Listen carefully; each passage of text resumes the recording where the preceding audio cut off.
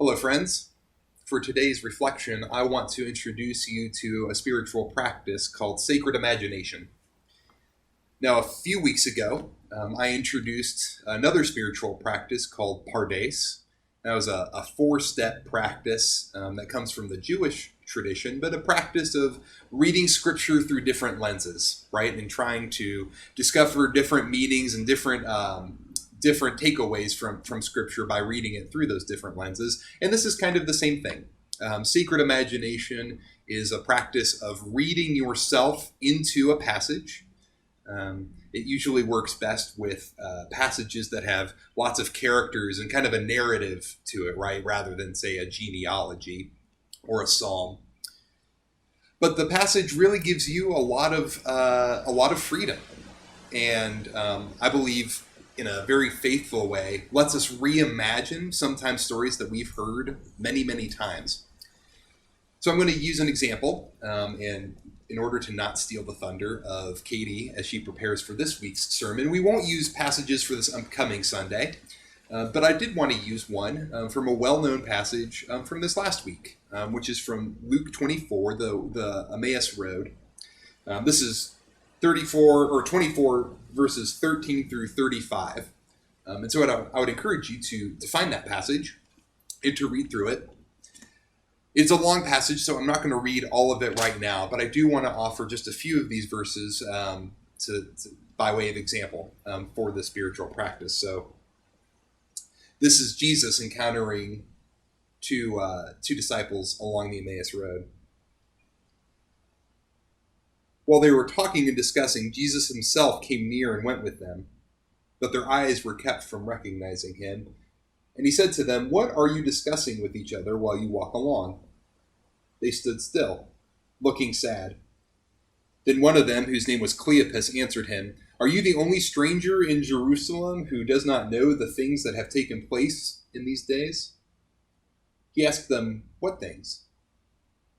They replied, "The things about Jesus of Nazareth, who was a prophet, mighty in deed and word before God and all the people, and how our chief priests and leaders handed him over to be condemned to death and crucified him.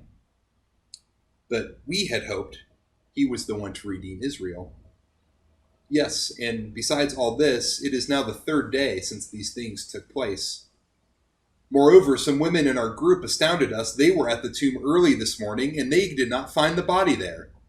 They came back and told us that they had indeed seen a vision of angels who said that he was alive." So I would first of all say that it is usually helpful to practice this sort of reading by hearing the scripture spoken out loud. It's a little bit hard to do it reading it yourself or speaking it yourself. And so I'd encourage you maybe to, as you're doing practices of this, to, for instance, listen to the worship services on Sundays, and to listen to the scripture again a second time or third time, and to use this spiritual practice as another lens to hear that passage. But for today, I went ahead and practiced this myself. And I want to just relay a little bit of what that was like. So as I was listening to this passage spoken aloud, I imagined myself into the scene. And one of the questions you can ask yourself is, who are you? Where are you physically in this scene as you imagine yourself in it? In this case, you could be Jesus, you could be Cleopas or the other disciple. And I found myself being on the road beside these three people within earshot, right? So I was a neutral observer. I imagined myself not as a disciple, but as someone who had heard about these things. So, oh, I've heard about this too. I wonder how these folks who are very clearly close to Jesus, how will they relay these events to the stranger that I also don't know? And so as I was hearing those words spoken, I was experiencing a sense of sadness, knowing that these people who were close to Jesus had just lost a close friend. He had been crucified and died, but then also being struck anew by how unexpected it would be that, oh yes, and by the way, this very morning, some of our friends went to the tomb and he wasn't there.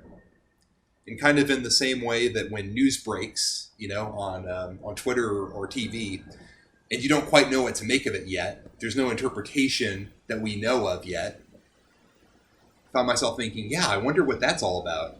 I'd heard that too. That can't possibly be true, right? But then one of the great parts of this practice also is that you can engage all sorts of other parts of the story, and especially the sensory parts of the story. And so I ask myself, as I'm hearing this, what do I see? Well, I see this road that's in a rural area, right? That's outside the city. So many of these other parts of the crucifixion story, the resurrection, take place at or near Jerusalem. We're no longer in a big city. We're in a rural setting. We're walking down a faraway road.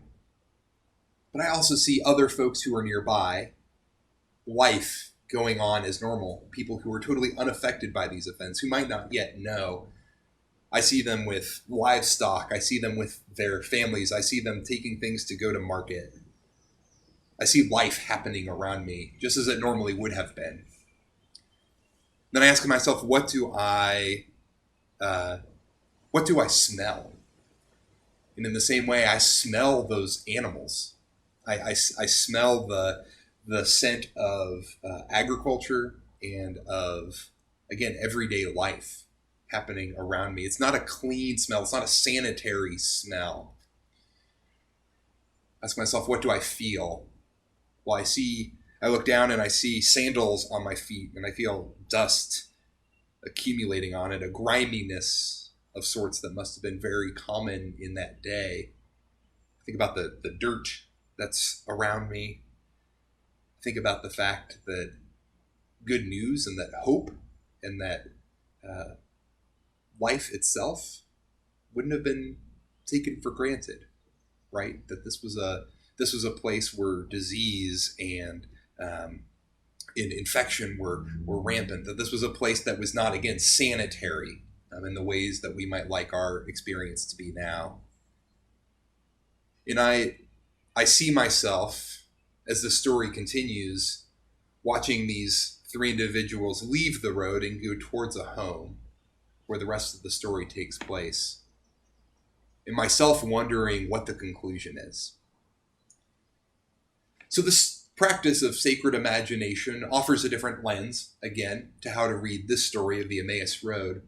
But I would certainly say that it offers a way to read all sorts of other passages in the Bible in really fresh ways. And again, I think that the passages that we know most, the passages that we maybe know by heart, that sometimes we can fall into a routine of hearing but not really processing, or at least getting into a grain of interpretation from just memory, from our experiences before. And so if it's feeding the 5,000 or scene of crucifixion and resurrection, reading those stories, imagining that you're there, certainly isn't scripture itself. It's not canon. It's not something that tells us everything there is to know about God, but it helps us engage scripture in new and exciting ways.